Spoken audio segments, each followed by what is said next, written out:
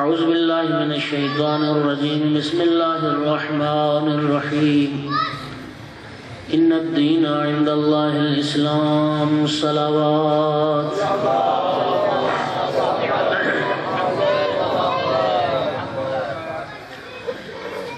سامعین گرامی قدر، حاضرین مجلس، موالیان حیدر کرار، عزاداران امام حسین علیہ السلام، خالق بشر نے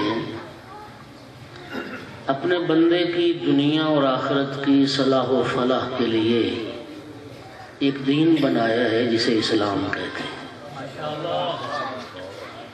اور کریم اللہ یہ چاہتا ہے کہ میرے بندے اس دین اسلام کے مطابق زندگی گزاریں تاکہ ان کی دنیا بھی کامیاب ہو جائے اور آخرت بھی کامیاب ہو جائے۔ اور قرآن مجید میں دوسرے مقام پہ ارشاد فرمایا وَمَن يَبْتَغِ غَيْرَ الْإِسْلَامِ دِينًا فَلَن يُقْبَلَ مِنْهُ، اسلام کے علاوہ اگر کسی نے کوئی اور دین اختیار کیا تو وہ دین اس سے ہرگز قبول نہیں کیا جائے گا۔ وَهُوَ فِي الْآخِرَةِ مِنَ الْخَاسِرِينَ، اور قیامت کے دن وہ انسان گھاٹا اٹھائے گا، خسارے میں ہوگا جو اسلام کے علاوہ کسی اور دین پہ عمل کرے گا۔ ایک صلوات تو پڑھیں بلند۔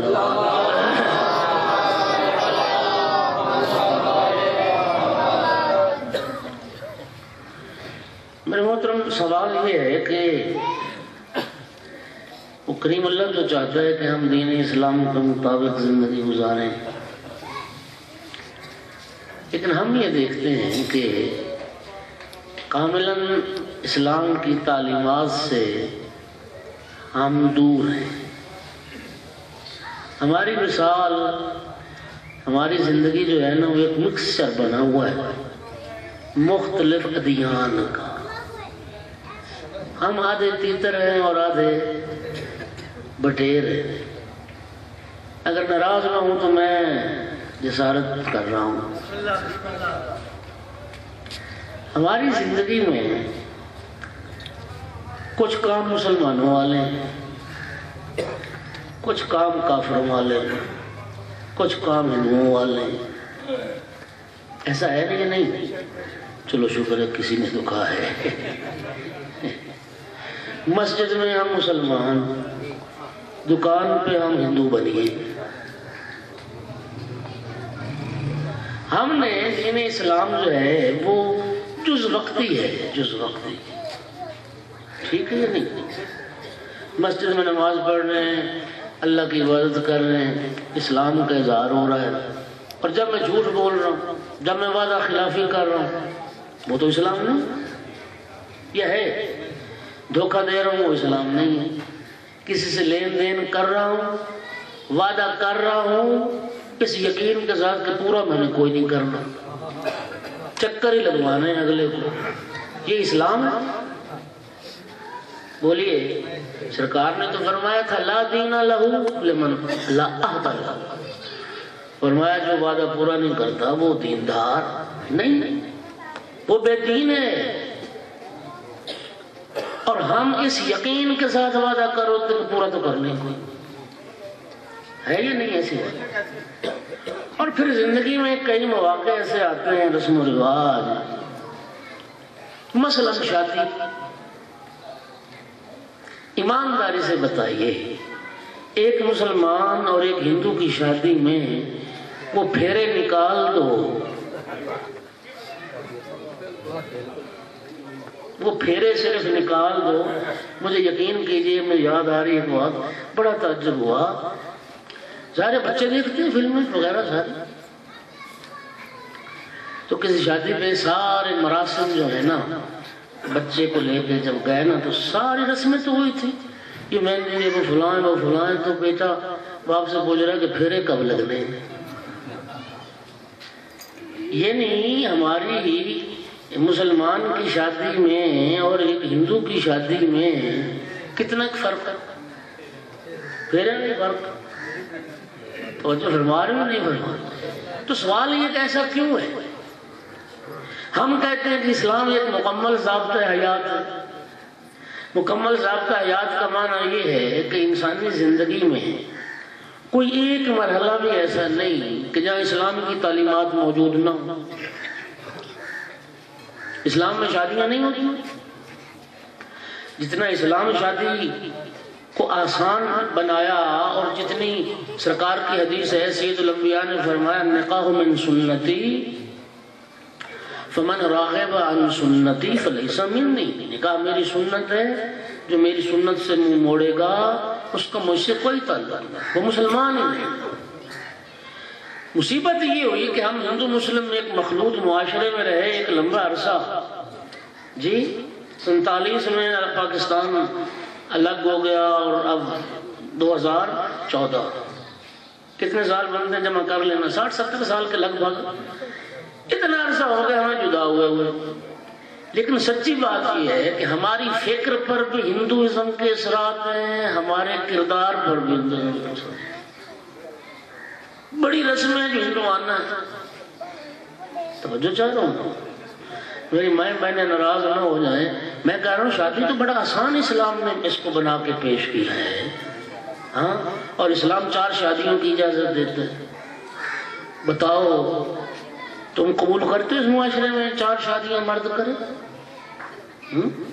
طلاقیں، گھر برباد، اجڑ گئے، کچھ فعل حرام کر لیا چونکہ ہندو معاشرے کے ساتھ رہنا، چونکہ ہندو اچھا عیسائیت میں شادی وہ تو راہبانہ زندگی کو ترجیح دیتے ہیں اور وہ کہتے ہیں کہ شادی انسانی روحانیت کی ترقی میں رکاوٹ بنتی ہے، بیوی بچے وہ تو کہتے ہیں کہ بس سارے جنگلوں کا رخ کر لیں اور راہب اور زاہد پھر دنیا تارے کے دنیا۔ ہندو جو ہیں وہ ایک ہی شادی کرتے ہیں اور ایک ہی شادی اس سے زیادہ کی وہ اجازت نہیں دیتے۔ وہی ایک شادی والا مرنا جو ہمارے معاشرے میں ہے یہ اسلام کی تعلیم نہیں ہے، یہ ہندوؤں کے اثرات ہیں۔ بولو تو صحیح یار میرے ساتھ، نہیں یہ جو موضوع چھیڑا ہے اچھا نہیں لگ رہا تھا؟ اچھا جی صلوات پڑھیں بلند آواز سے۔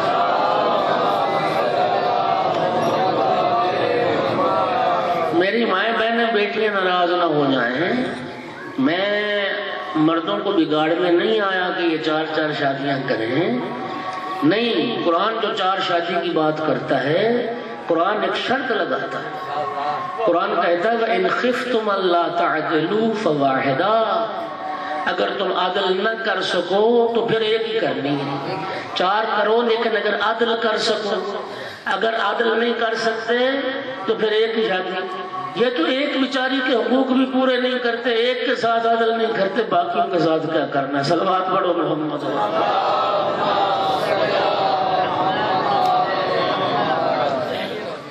جی راضی ہیں انشاءاللہ، راضی ہیں، کیوں نہیں راضی؟ حقوق ادا کرو نا بھائی۔ ایک حقیقت ہے، میں خدا کی وعدہ لا شریک جانتا ہے، اگر میں اسلام میں، شریعت میں، دین میں، خدا و رسول میں جو زوجہ کو حقوق ادا کیے نا، اگر میں حق ادا کروں گا نا تو پھر ہوگا یہ کہ بس پھر نہ آپ سے برداشت ہوگا، ہاں جی، پھر ممکن ہے اگلی مجلس سے ہی نہ مجھے پڑھنے دو تو۔ انتہائی وفادار خاتون مشرق، انتہائی جانثار قربان کرنے والی جان، انتہائی اظہار کا جذبہ رکھنے والی، خدا جانتا ہے یہ شکر کرو کہ تمہاری عورتیں ہیں جاہل، ہاں ان کی جہالت تمہیں فائدہ پہنچا رہی ہے۔ میں ایک مثال دینے لگا ہوں، صرف ایک جملہ کہنے لگا ہوں، پتہ ہے شریعت عورت کو کتنا حق دیتی ہے؟ وہ تیری شریک حیات ہے، تیری ملازمہ نہیں، تیری زندگی کا ساتھی ہے، تیری نوکرانی نہیں۔ تو شادی کر کے نوکرانی سمجھتا ہے، ساری زندگی تیرا کام کرے، تیری اولاد کا کام کرے، تیرے خاندان کا کام کرے، تیرے رشتہ داروں کا، تیرے دوستوں کا، کیوں نوکرانی ہے وہ؟ شریک حیات ایسے ہوتی ہے، تو کتنا کام کرتا ہے۔ اسی لیے شریعت نے عورت کو مجبور نہیں کیا، تجھے کوئی حق حاصل نہیں ہے اس کو کپڑے دھونے پہ تو مجبور کرے، وہ کوئی حق نہیں ہے کہ شوہر تقاضا کرے میرے کپڑے اس کے لیے کرے، نہیں، مرد پہ واجب ہے عورت کو آسائش فراہم کرے۔ حتیٰ شریعت نے عورت کو یہ حق دیا تیرے بچے کو دودھ پلانے کے بھی وہ پیسے لے سکتے۔ نعرہ تکبیر، نعرہ نعرہ رسالت، نعرہ رسالت، نعرہ حیدری، حیدری، مجنودی امام زمانہ بلندتر صلوات۔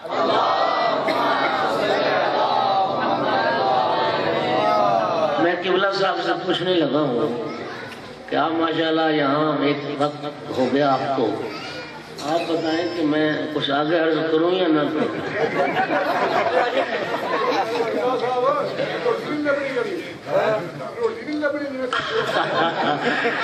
صلوات پڑھتے بلند آواز۔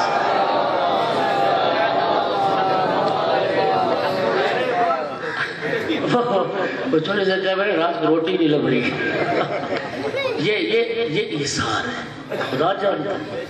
ہماری مشرق کی خاتون بڑی وفادار خاتون، بڑی جذبہ رکھنے والی خاتون۔ یہ جو کچھ ہم اس سے کام لیتے ہیں نا نوکروں والا، یہ شریعت اس بات کی اجازت نہیں دیتی۔ اگر وہ خدمت کرے شوہر کی تو یہ اس کی مہربانی ہے۔ اور میری مائیں بہنیں بھی سنیں، ٹھیک ہے شریعت نے تم پہ لازم نہیں کیا، لیکن سیرت زہرا یہی ہے۔ صلوات پڑھیے محمد و آل محمد۔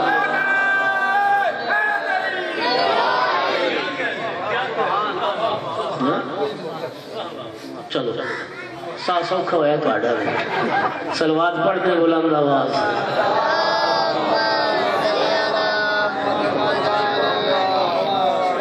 تو میں یہ عرض کر رہا ہوں کہ آخر وجہ کیا ہے کہ ہم آدھے تیتر آدھے بٹیر کیوں ہیں؟ کئی مذاہب کا مکسچر بنے ہوئے ہیں، کچھ رسمیں ہندوؤں والی، کچھ رسمیں مسلمانوں والی، کچھ کسی اور مذہب والی۔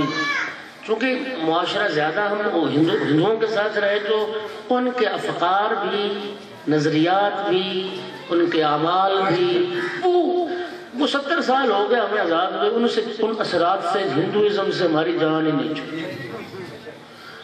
ہونا تو یہ تھا کہ ہمارے اثرات، اسلام کے اثرات ہندوؤں پر پڑتے، وہ تو ہوا نہیں، الٹا اثر ہو گیا کہ وہ ہم ان جیسے ہو گئے۔ یہ ہے، آئیں ذرا اس پہ غور کریں، اللہ آپ کو جزائے خیر دے۔ اور میں سمجھتا ہوں کہ یہ بھی مولوی صاحب کا جہاد ہے اور ان کے ساتھیوں کا، کہ آج جہاں والا کی سرزمین پہ بھی ایسی گفتگو بندہ کر سکتا ہے۔ ایک صلوات پڑھتے ہیں۔ میں جانتا ہوں مجالس پڑھتا ہوں، میں جانتا ہوں کہ ٹرینڈ کیا ہے، میں جانتا ہوں کہ بس وہ ایک معیار بنا ہوا ہے، بس فضائل میں یہ ہو اور مسائل میں فکر کون دے گا، شعور کہاں سے آئے گا، انسان سمجھے گا کیسے دین کو، قیام کربلا کے مقصد کو کیسے انسان پائے گا، اس دین کو کیسے سمجھے گا جس کی خاطر آل رسول نے اتنی قربانیاں دی۔ اس حوالے سے ان موضوعات پہ بھی کچھ بولنے کی ضرورت ہے۔ وجہ یہ ہے کہ خالق تو چاہتا ہے ہم نے، اچھا سنیے، مجھے علامہ ذکی واقری کا ایک بڑا جملہ ان کا پسند ہے۔ انہوں نے فرمایا کہ ہم نے دین کو بنا لیا ہے بوفے سسٹم۔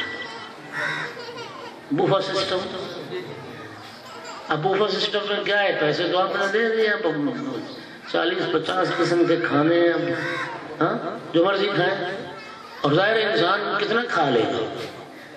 تو بوفے سسٹم میں کیا ہوتا ہے، جو پسند ہوتا ہے وہ لے لیتا ہے، جو پسند نہیں ہوتا وہ چھوڑ دیتا ہے۔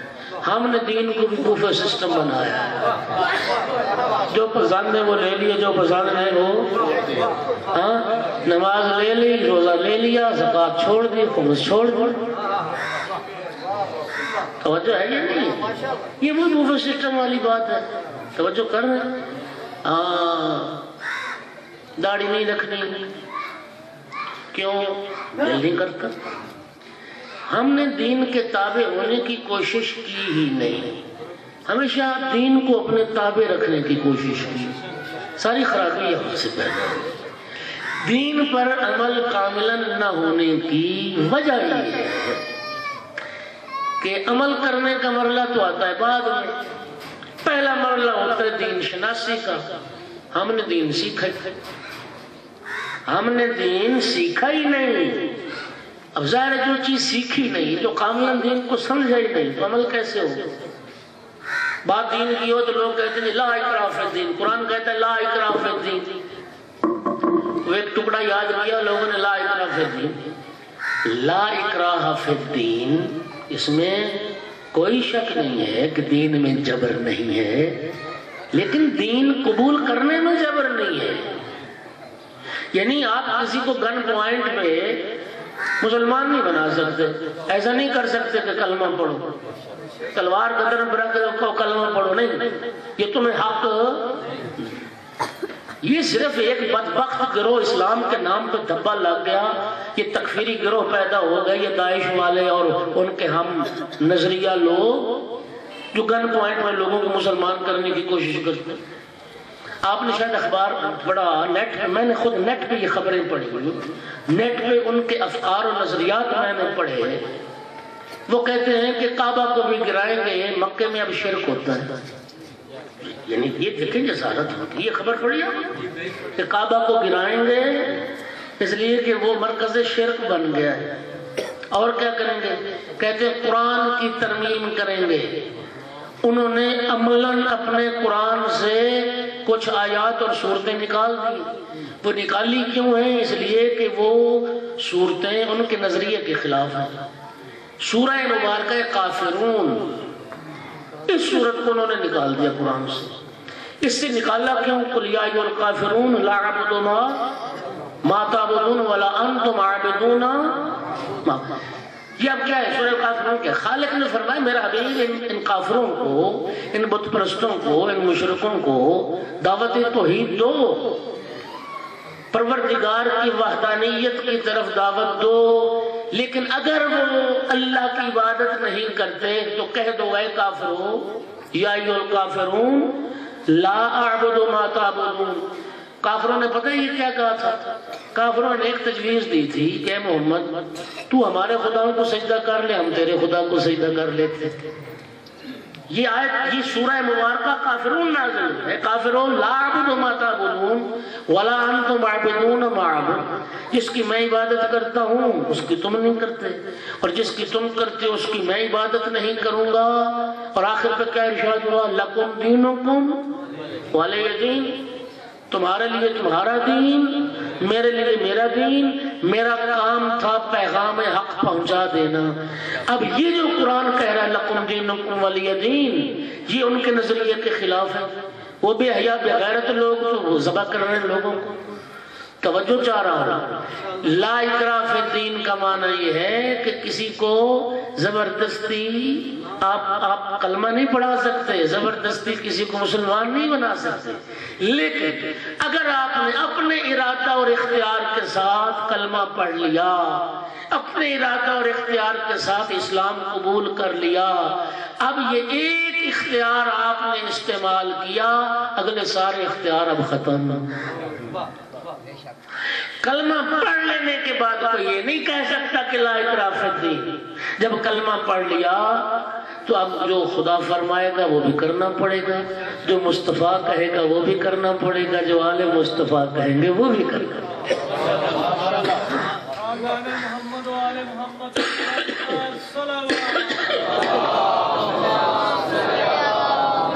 کیا خوبصورت جملہ نہج البلاغہ میں آقا امیر المومنین سے کسی نے پوچھا مولا اسلام کیا ہے؟ جناب امیر علیہ السلام نے جواب دینے سے پہلے ایک بڑا ہی خوبصورت جملہ فرمایا۔ آقا نے فرمایا لقد سقطت علی الخبیر، تو نے ایک باخبر سے پوچھا ہے اسلام کیا ہے، تیرا واسطہ ایک باخبر سے پڑھا ہے کہ اسلام کیا ہے۔ اسلام کی جو تعریف مولا نے کی، کیا فرمایا؟ الاسلام هو التسلیم۔ پہلا جملہ یہ ہے اسلام نام ہے اپنے سر کو خدا رسول کے حکم کے آگے جھکا دینے، سر جھکا دینے کا نام، تسلیم کا نام اسلام ہے۔ بس جب ہو گیا انسان مسلمان تو کاملاً مسلمان بنے، دین کو اپنی مرضی کے تابع نہ کرے، جو مجھے پسند ہے وہ لے لو، جو مجھے پسند نہیں ہے وہ چھوڑ دو۔ میرے دوستو اصل مسئلہ صرف یہی ہے، ہم دیندار بنے ہیں، دین شناس نہیں بنے۔ نہیں، آپ نے مزہ ہی نہیں لیا اس بات کا۔ یاد رکھیے تو الگ الگ چیزیں ہیں، دیندار ہونا اور بات ہے، دین شناس ہونا۔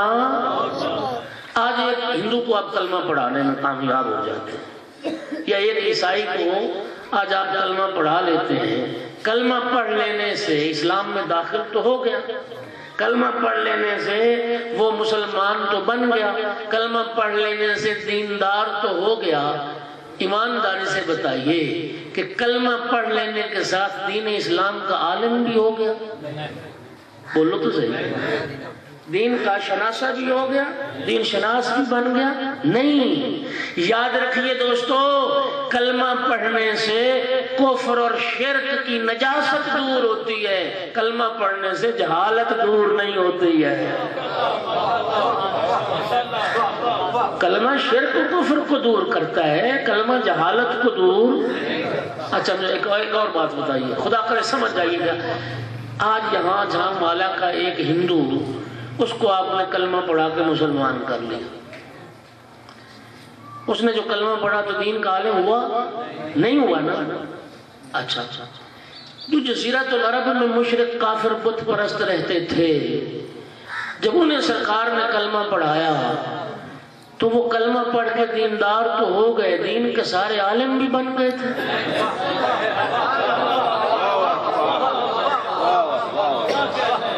یہاں کے کافر میں اور وہاں کے کافر میں کوئی فرق نہیں، جیسے یہاں کا کافر کلمہ پڑھ کے مسلمان ہوتا ہے، عالم نہیں۔ صلوات پڑھیے محمد وآلہ۔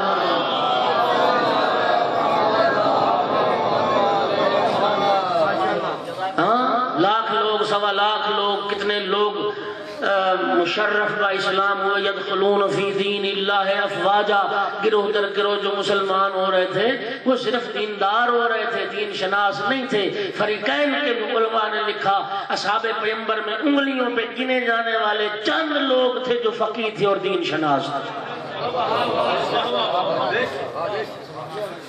اکثریت بیلی ساڑھے رنگی ہے۔ ہاں، دین شناسی پہلا مرحلہ ہے۔ دین پہ عمل تب ہوگا جب ہمیں دین کا پتہ ہو۔ اور فرما رہے ہیں یہی وجہ ہے کہ ہم دین پہ کاملاً عمل نہیں کر رہے۔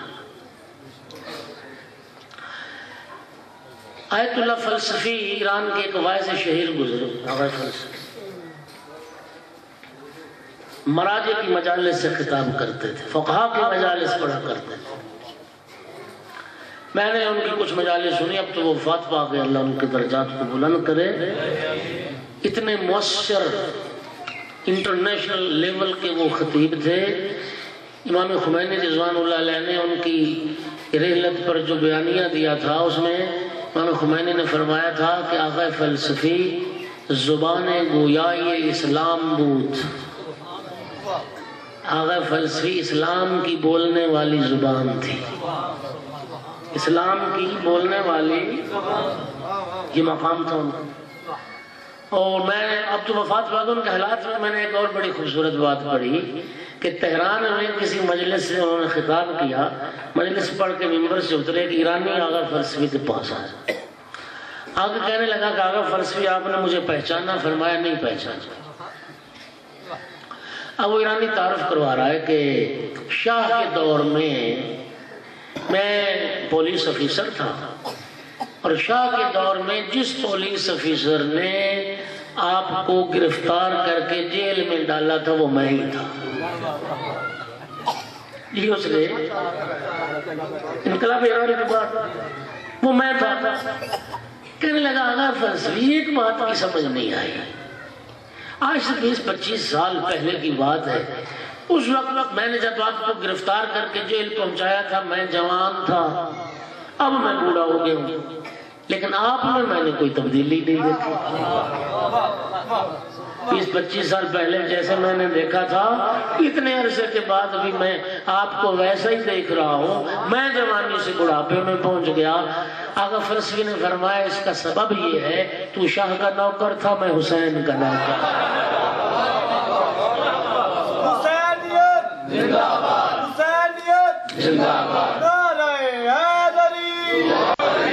تو شاہ کا نوکر تھا، میں ابا عبداللہ الحسین کا نوکر۔ اگر فلسفی نے اپنے خطاب میں فرمایا تھا کہ یہ جو تم نے پل صراط کے متعلق سن رکھا ہے کہ پل صراط بال سے زیادہ باریک ہے اور تلوار سے زیادہ تیز ہے، یہی ہے نا تصور؟ جام والا میں اتنی ہے نا پل صراط، بال سے زیادہ باریک، یہ تعبیر جو ہے یہ روایت کی تعبیر ہے۔ سرکار نے فرمایا ہے کہ ادق من الشعر وحد من السیف، بال سے زیادہ باریک، تلوار سے زیادہ تیز۔ آغا فلسفی نے فرمایا تھا وہ پل صراط یہی دنیا ہے، وہ پل صراط یہی دنیا ہے۔ اور یہ جو کہا جاتا ہے نا بال سے زیادہ باریک، وہ فرماتے تھے دین ہے جو بال سے زیادہ باریک ہے، یہ دین کی باریکی مراد ہے، دین ہے جو بال سے زیادہ باریک ہے۔ انہوں نے فرمایا کہ ہر بندہ اس دنیا میں رہ کے اپنا محاسبہ خود کر سکتا ہے، اپنا جائزہ لے سکتا ہے، اپنا امتحان کر سکتا ہے کہ میں اس بال سے زیادہ باریک پل صراط سے گزرنے کے قابل ہوں یا نہیں۔ انہوں نے فرمایا اگر اللہ کے دین کے مطابق زندگی گزارنے میں کامیاب ہو گیا سمجھے اس پل صراط سے گزر گیا، اور اگر دین کے مطابق زندگی نہ گزار سکا، رسم و رواج رہ گئے، حدود الہی پامال ہو گئی، شریعت پیغمبر پامال ہو گئی، لوگوں کے رضا مقدم رہ گئی، تو پھر سمجھے پل صراط سے گزر۔ اور کیسے دین بال سے زیادہ باریک ہے، کیسے؟ آپ صلوات پڑھیے، میں عرض کرتا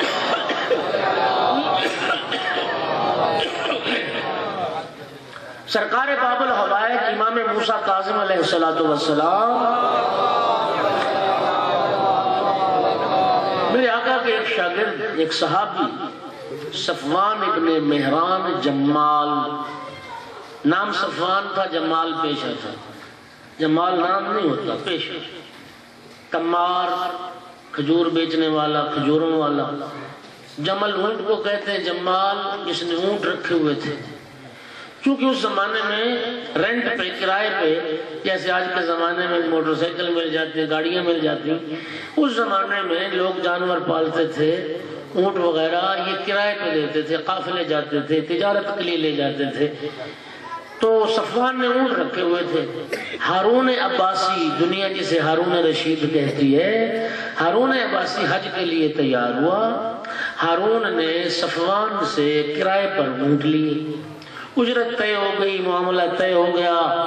امام موسیٰ کاظم علیہ السلام کو اطلاع ہوئی، میرے آقا نے صفوان کو بلایا اور فرمایا صفوان میں نے سنا ہے تو نے اپنے اونٹ کرائے پر ہارون کو دیے۔ عرض کرتا جی یبرا رسول اللہ، ہارون حج کے لیے جا رہا، مطلب یہ تھا کہ میں نے کسی غلط کام کے لیے نہیں دیے، لاہ و لاب کے لیے نہیں دیے، وہ چونکہ حج پہ جا رہا ہے اس لیے میں نے دیے۔ اور مولا دوسری بات یہ ہے کہ میں خود بھی ساتھ اس کے نہیں جا رہا، میرے ملازم کارمند جو ہیں، نوکر چاکر، وہ جائیں گے جو جانوروں کی رکھوالی کے لیے۔ میرے مولا نے فرمایا صفوان ٹھیک ہے، سمجھنا جوانوں، سمجھنا، دین ہے جو بال سے زیادہ باریک ہے۔ میرے مولا نے فرمایا صفوان ٹھیک ہے، وہ ہارون حج کے لیے جا رہا ہے، لیکن یہ بتا یہ تو تیری تمنا ہے نا کہ ہارون حج کے لیے جائے اور حج کر کے خیریت و عافیت کے ساتھ زندہ سلامت واپس آئے۔ آج کل کے زمانے کا حج تھوڑی ہے 30 دن کا پیکج ہے اور 30 دن کے بعد حاجی وطن پہنچ جاتا ہے۔ اونٹوں کا زمانہ تھا، مکہ مدینہ، اس زمانے میں لوگ بیت المقدس سب زیارات کر کے لوٹا کرتے تھے، 6 ماہ لگ جاتے تھے۔ مولا نے فرمایا بتا یہ تو تیری تمنا ہے نا کہ ہارون جائے اور زندہ سلامت آئے؟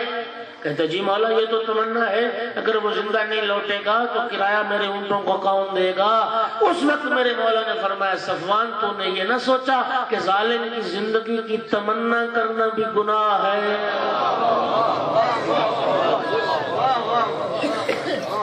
ظالم کی زندگی کی تمنا بھی فعل حرام ہے۔ یہ ہے پل صراط، یہ ہے جو بال سے زیادہ باریک ہے۔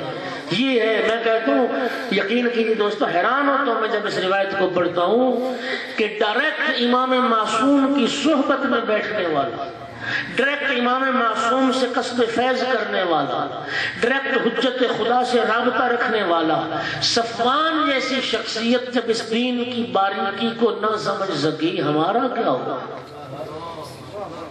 ہم کس بات کے مجھے ائمہ کو چھوڑ ہمارا تو کسی عالم دین سے بھی رابطہ نہیں، ہاں ہمارا تو سارا سنا سنایا دین ہے، ہمارا تو سارا رسموں والا دین ہے۔ آج تک ہمیں یہ بھی نہیں پتہ چل سکا کہ اسلام کی جو تعلیمات ہیں وہ کیا ہیں اور ہندوازم کی جو تعلیمات ہیں وہ کیا ہیں۔ ہمیں تو اسلام اور ہندوازم میں بھی فرق کا پتہ نہیں چل رہا، ہمارا کیا بنے گا؟ صفوان جیسی شخصیت اس باریکی کو نہ سمجھ سکی، یہ ہے پورے سرا، یہ ہے پورے سرا۔ اور پھر خدا جانتا ہے دوستو، ایسا چاہنے والا تھا، جب پتہ چلا نا صفوان کو کہ میرے اتنے سارے کام سے بھی معصیت خدا لازم آتی ہے، اس نے وہ کاروبار ہی چھوڑ دیا، وہ اونٹ سارے بیچ دیے، سارے اونٹ بیچ دیے ہارون کا حج گرانے سے پہلے اور سارا کاروبار ختم کر دیا کہ معصیت خدا لازم نہ آئے۔ آج اگر کسی سے کہو ہاں جی برادر اسلام او مومن بھائی یہ سودی کاروبار حرام ہے، رزق حلال اولاد کو کھلا، کہتا ہے کہاں سے کھاؤں؟ ہاں کیبل آپریٹر بنا بیٹھا ہے، ساری دنیا کو بدماشی بغیرتی دکھاتا ہے، کہتا ہے میرا کاروبار ہے، کھاؤں کہاں سے؟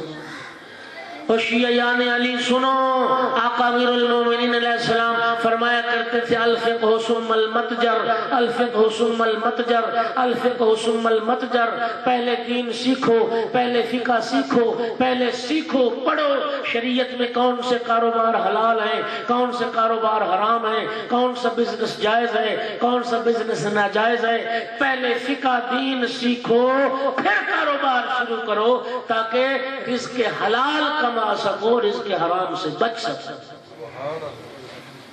آج پرواہ نہیں مسلمانوں کو حلال کیا ہوتا ہے حرام کیا ہوتا ہے۔ آج مسلمان یہ سمجھتے ہیں کہ بس ہمارا کام یہ ہے بس پیسہ لانا ہے، گھر میں جائز ذریعے سے آئے یا ناجائز ذریعے، نہیں۔ میرے محترم سامعین، تو مولا امیر المومنین کا شیعہ کہلاتا ہے، تو امام حسین علیہ السلام کا عزادار کہلاتا ہے، جو پیغمبر اور آل پیغمبر نے ہمارے لیے فرمایا ہمیں وہ کرنا چاہیے۔ توجہ فرمائی آپ، کاروباری چھوڑ دیا، اونٹ بیچ دی، اور ادھر علی ابن یقین کو اسی ہارون نے وزارت عظمیٰ کی پیشکش کر دی۔ وزارت عظمیٰ، اب تو دنیا چھوٹی چھوٹی ممبری کے لیے جنگ و جدال کرتی ہے، وزارت عظمیٰ کی پیشکش کی، سیدھے فرزند رسول کی خدمت میں آئے، یا ابن رسول اللہ میرے لیے کیا حکم ہے، میں اس منصب کو قبول کروں یا نہیں؟ سرکار نے فرمایا اس منصب کو قبول کر، لیکن ایک شرط ہے۔ وہ شرط کیا ہے؟ میرے شیعوں کا کوئی کام رکنے نہ پائے، میرے محبوں کا کوئی کام رکنے نہ پائے، اس شرط کے ساتھ تو اس عہدے کو قبول کر سکتا ہے۔ اور فرمایا گھبرا نہیں، اگر تو یہ شرط پوری کرے گا 3 ضمانتیں میں دیتا ہوں۔ پہلی ضمانت دیتا ہوں، اصل مصیبت یہی ہے نا، لوگ ڈرتے ہیں۔ آج اگر کوئی مومن کسی عہدے پہ پہنچ جائے تو پہلا تو وہ کوشش کرتا ہے کسی کو پتہ ہی نہ چلے، کسی مومن کو پتہ ہی نہ چلے کہ مومن اس عہدے پہ ہے، اس لیے کل آئے گا کام لے کے کہ میرے پاس، چھپاتا پھرتا ہے، چھپتا پھرتا ہے تکفیری گروہ سے کہ پھر وہ احتجاج کر دیں گے، بھولا ہو جائے گا، یہ ہو جائے گا۔ علی کی شیعہ کیوں ڈرتے ہو؟ موت سے۔ ہاں زیادہ خوف سب سے بڑا یہی ہوتا ہے نا، سب سے بڑا خوف یہی ہے نا کہ موت آ جائے گی۔ تو کام شیعہ کا نہیں کرے گا پھر موت نہیں آئے گی، پھر بھی آئے گی، موت تو آنی ہی آنی ہے۔ تو بہتر نہیں علی کا شیعہ کا کام کر کے مر جائے، مرنا تو ہے ہی ہے، علی کے شیعہ کا کام کر کے مر جائے، اس لیے کہ قبر میں بھی علی سے واسطہ پڑے گا، حشر میں بھی علی سے واسطہ پڑے گا۔ علی کے شیعہ کا کام کر، تیرا علی وارث تو بنے۔ اور میں سمجھتا ہوں کہ بعض اس طرح کے ارشادات امام کے ہر زمانے کے لیے ہوتے ہیں۔ یہ جو علی بن یقین سے فرمایا، یہ آج کے افسر سے بھی امام کا خطاب ہے، آج کے عہدیدار سے بھی امام کا خطاب ہے، آج کسی پوسٹ پہ فائز مجاز افیسر کو بھی یہی خطاب ہے کہ تم کام کرو شیعیان علی کے جائز کام، ہم تمہاری حفاظت کریں گے۔ امام نے فرمایا علی بن یقین 3 باتوں کی میں ضمانت دیتا ہوں، لوہا تجھے تکلیف نہیں پہنچائے گا، تیر تلوار نیزہ گولی بلٹ تجھے نقصان نہیں دے گی۔ سب سے بڑا خوف تو ہے یہ، امام فرماتے ہیں ہم جو تیری حفاظت کے لیے موجود ہیں، زندان کی چھت تجھ پہ سایہ نہیں کرے گی، اور فقر اور غربت کا بھی سامنا نہیں کرتا۔ یہی سارے خوف ہوتے ہیں، بڑے خوف ہو یا موت کا خوف یا فقر کا خوف، جی نوکری چلی گئی تو پھر میرا کیا ہوگا؟ اللہ توجہ چاہ رہا ہوں، سنو۔ اگر میرے مجمع میں کوئی ایسے دوست بیٹھے ہیں، یاد رکھو میں مسئلہ شرعی عرض کر رہا ہوں۔ سب فقہاء نے فتویٰ دیا ظالم حکومت میں نوکری جائز نہیں ہے، ظالم حکومت میں کسی شعبے میں بھی ملازمت جائز نہیں ہے، اس لیے کہ ظالم کی تائید بنتی ہے، اس لیے کہ ظالم گورنمنٹ کی تائید بنتی ہے۔ لیکن فقہاء نے اسی روایت کی بنیاد پہ فرمایا ظالم حکومت میں نوکری کرنے کا صرف ایک ہی جواز ہے کہ قصد یہ ہو کہ اگر میں فلاں عہدے پہ پہنچا میں شیعیان علی کے کام کروں، میں محبان آل رسول کے غرض یہ ہو میں اس عہدے پہ جب بھی کسی محب کا کام ہوگا میں کام کروں گا۔ آقا امیر المومنین فرماتے ہیں ہر شے کی کوئی نہ کوئی زکوٰۃ ہے، ہر شے کی زکوٰۃ۔ جناب امیر فرماتے ہیں ہر شے کی علم کی زکوٰۃ ہے کہ تم جو پڑھے ہو کوشش کرو آگے بھی پڑھاؤ۔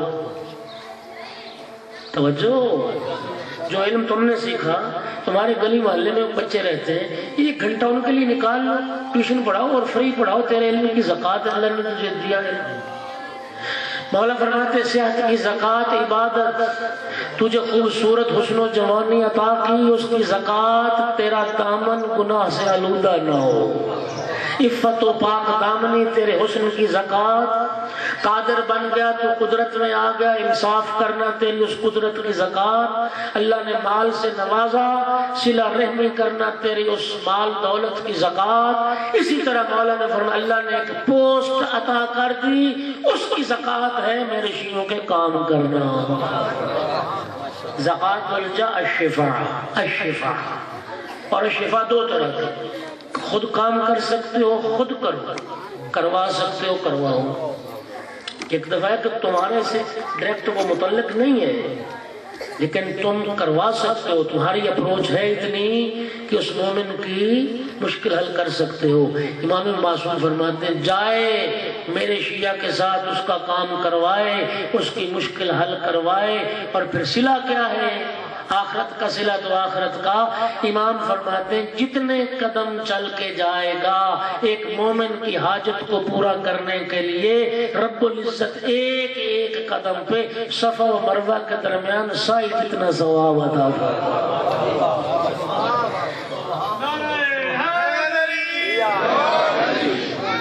اللہ آپ کو جزائے خیر عطا کرے، کیونکہ وعدہ یہ ہوتا ہے 2 مولوی پیدل پہ سننا، اور وہ بھی چلو کل انشاءاللہ مزید گفتگو کریں گے۔ جناب امیر المومنین علیہ السلام نے ایک بار سید الانبیاء سے سوال کیا یا رسول اللہ آپ کو میرے بھائی عقیل سے محبت ہے؟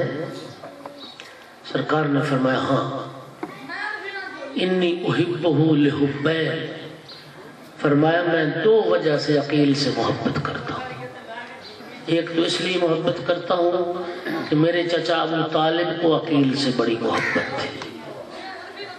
اب مقام سمجھ آیا ابو طالب کا؟ پیغمبر بھی اسی سے محبت کرتے ہیں جس سے ابو طالب محبت کرتے ہیں۔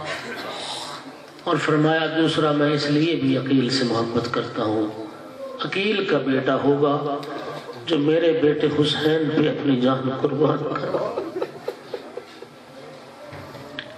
جناب مسلم نے عقیل کی مظلومیت آج کی مجلس میں عرض کرنا چاہتا ہوں۔ سفیر حسین ہے اور جناب مسلم کی شہادت کتاب کربلا کا دیباچہ ہے۔ دیباچہ سمجھتے ہیں نا کتاب کا، اس دیباچے کو پڑھ لیا جائے نا تو ساری کتاب کا اندازہ ہو جاتا ہے کتاب میں کیا آنے والا ہے۔ آپ جناب مسلم کی شہادت کو صرف سن لیں، پڑھ لیں، اندازہ ہو جائے گا کربلا میں کیا ہونے والا ہے۔ امام معصوم سے بڑھ کے کوئی بہادر اور شجاع نہیں ہوتا اپنے زمانے میں، لیکن خدا جانتا ہے آل محمد کے گھرانے میں معصومین کے بعد 3 ہستیاں اتنی بہادر اور شجاع تھیں کہ کائنات میں جن کی نظیر نہیں ملتی۔ جناب محمد حنفیہ، جناب مسلم ابن عقیل، جناب عباس علمدار، جنہوں نے واقعات کربلا کا تجزیہ کیا ہے نا۔ جملہ میں نے پڑھا، کسی نے لکھا کہ اگر یہ تینوں ہاشمی شیر کربلا میں ہوتے جنگ کربلا کا نقشہ اور ہوتا۔ میں کہتا ہوں اگر تنہا عباس کو اجازت مل گئی ہوتی جنگ کربلا کا نقشہ اور ہوتا۔ دفاع کی اجازت ملی ہے جناب عباس کو، حملہ کرنے کی اجازت نہیں ملی۔ اپنا سفیر بنا کے، نمائندہ بنا کے کوفے والوں کی طرف بھیجا، اور جو خط لکھا اس خط کی تحریر جناب مسلم کے مقام و عظمت کو واضح کرتی ہے۔ اہل کوفہ کو امام حسین علیہ السلام نے لکھا انی باعث الیکم اخی وابن امی وثقتی من اہل بیتی۔ کوفے والوں، میں اپنے بھائی کو بھیج رہا ہوں، اپنے چچا کے بیٹے کو بھیج رہا ہوں، اور اس کو بھیج رہا ہوں جس پہ ہم سب اہل بیت کو بڑا اعتماد۔ بس مسلم کوفہ پہنچے، وقت زیادہ نہیں ہے، تفصیل سے اب شہادت پڑھ نہیں سکتا۔ کوفیوں نے پہلے بیعت کی، پھر اپنی بیعت کو توڑا۔ امام حسین علیہ السلام کا قافلہ مکہ سے روانہ ہو چکا۔ ایک منزل پہ جب امام کا قافلہ پہنچا، کوفہ سے آنے والے بنی اسد قبیلے کے 2 افراد کے ذریعے امام حسین علیہ السلام کو اطلاع دی گئی۔ آقا خیمے میں بیٹھے تھے، اصحاب ساتھ بیٹھے تھے۔ کسی نے آ کے عرض کی مولا ایک اہم خبر ہے لیکن تنہائی میں سنانی ہے۔ مولا نے ساتھیوں پر نگاہ ڈالی اور فرمایا ان ساتھیوں میں کوئی ایسا نہیں ہے جس سے مجھے کوئی بات چھپانی ہو، جو خبر ہے سب کے سامنے بیان کرو۔ خبر دینے والوں نے خبر دی کہ ہم نے اس حال میں کوفہ چھوڑا کہ مسلم اور ہانی کی لاشوں کو کوفے میں گھسیٹا جا رہا، پاؤں میں لاشوں کے پاؤں رسیاں باندھی ہوئی تھیں، اور کوفہ کی گلیوں میں، بازاروں میں جناب ہانی ابن عروہ اور جناب مسلم ابن عقیل کی لاشوں کو گھسیٹا جا رہا تھا۔ میرے آقا نے پڑھا اِنَّ لِلَّهِ وَإِنَّ إِلَيْهِ راجعون۔ اولاد عقیل کی طرف رخ کیا خبر شہادت سن کے۔ اولاد عقیل، کربلا میں تمہارا حصہ شامل ہو گیا، تمہارا حصہ کربلا میں شامل ہو گیا۔ میں حسین تم سے راضی ہوں، اگر آپ جانا چاہتے ہیں تو جا سکتے ہیں۔ اولاد عقیل نے کہا فرزند رسول، اگر بھائی مسلم کا ہم انتقام لے سکے تو انتقام لیں گے، ورنہ وہ مسلم کی راہ پہ چلتے ہوئے آپ کی نصرت میں اپنی جانیں قربان کر۔ کریم کربلا اٹھے، لاشیں گھسیٹے جا رہے تھے۔ مسلم کا سر کوفے کے صدر دروازے پہ لٹکایا گیا تھا۔ آپ اندازہ فرمائیے گا 9 ذی الحج کو جناب مسلم کی شہادت ہے، اور رسول زادیوں کا لٹا ہوا قافلہ جب کوفہ پہنچا تھا 13 محرم کو، رسول زادیوں کی کیا کیفیت ہوئی ہوگی جب صدر دروازے پہ مسلم کا لٹکا ہوا تھا۔ اجرکم علی اللہ۔ کریم کربلا اس خیمے سے اٹھے، اس خیمے میں تشریف لائے جہاں بہن زینب موجود تھی۔ فرمایا بہن زینب، ہمارے قافلے کے ساتھ بھائی مسلم کی بیٹی سفر کر رہی ہے. بہن ذرا مسلم کی بچی کو تو لاؤ. 7 سال سن لکھا ہے, نام عاتقہ لکھا ہے بعض مورخین نے. فرمایا عاتقہ کو بلاؤ. اور عزادارو یہ جناب مسلم کی وہ بیٹی ہے. عصر عاشور تک اس بیٹی کا تذکرہ مقتل میں ہے. عصر عاشور کے بعد جناب مسلم کی بچی کا کہیں تذکرہ نہیں. مجھ سے پوچھو کہاں گئی مسلم کی بیٹی, کیا ہوا مسلم کی بیٹی کے ساتھ. عزادار عصر عاشور امام حسین کی شہادت کے بعد جب یہ اعلان ہوا نا, لوٹو تبرکات علی و بطول کو, یزیدی فوج جب رسول زادیوں کے خیموں میں داخل ہوئی, اس شدت سے لوٹا لوٹنے والوں کے پاؤں تلے کچلی گئی تھی مسلم کی پامال ہو گئی تھی مسلم کی بچی. امام مظلوم نے بیٹی کو بلایا, سر پہ شفقت کا ہاتھ پھیرنا شروع کیا. بار بار ہاتھ پھیرتے تھے, سر پہ بوسے دیتے تھے. بڑی باہوش بچی سمجھ رہی ہے کہ آج محبت کا انداز نرالا. پھر ایک بار میرے مولا نے فرمایا, بہن زینب ہم نے فلاں منزل سے گوشوارے خریدے تھے, وہ گوشوارے لے کے آؤ. امام معصوم نے بچی کے کان میں جب گوشوارے پہنائے, اب ضبط نہ ہو سکا. پوچھتی مامو جان محبت تو آپ ہمیشہ کرتے ہیں, آج آپ کی محبت کا انداز نرالا ہے. ایسی محبت تو یتیموں سے کی جاتی ہے. مامو جان میرے بابا کو خیریت تو ہے. کریم کربلا کی آنکھوں میں آنسو. فرمایا عاتقہ بیٹی تیرا بابا عالم غربت میں پردیس میں مارا گیا. عاتقہ بیٹی آج کے بعد مجھے باپ سمجھنا, زینب کو ماں سمجھنا. واہ مسلمہ واہ علیہ واہ فاطمہ, تاکہ نوحے بلند ہوئے. عزادارو یہ سارا منظر 4 سال کی سکینہ دیکھ رہی ہے. جناب سکینہ یہ دیکھ رہی ہے اپنی آنکھوں سے, عالم غربت میں جو یتیم ہو جائے نا اس کے سر پہ شفقت میں ہاتھ سکینہ دیکھ رہی ہے عالم غربت میں جو یتیم ہو جائے اس کے کانوں میں دور پہنائے جاتے ہیں. میں کہوں گا مسلم کی بیٹی تو خوش نصیب تھی. ہائے قسمت جناب سکینہ کی, بابا کی شہادت کے بعد بابا کے لاشے سے لپٹ کے رو رہی تھی. کون تھا سر پہ شفقت کا ہاتھ پھیرنے والا, کون تھا گوشوارے پہنانے والا, جو دور بابا نے پہنائے تھے مسلمانوں نے کان چیر کے وہ بھی اتار لیے. اور بابا کے لاشے پہ جب بیٹھی تھی شمر ملعون بڑا, شمر کے تماچے تھے, بی بی کے رخسار. بی بی تڑپ کے کہتی تھی مسلمانوں یہ کہاں کا دستور ہے, بابا بھی میرا مارا جائے تماچے بھی مجھے مارا.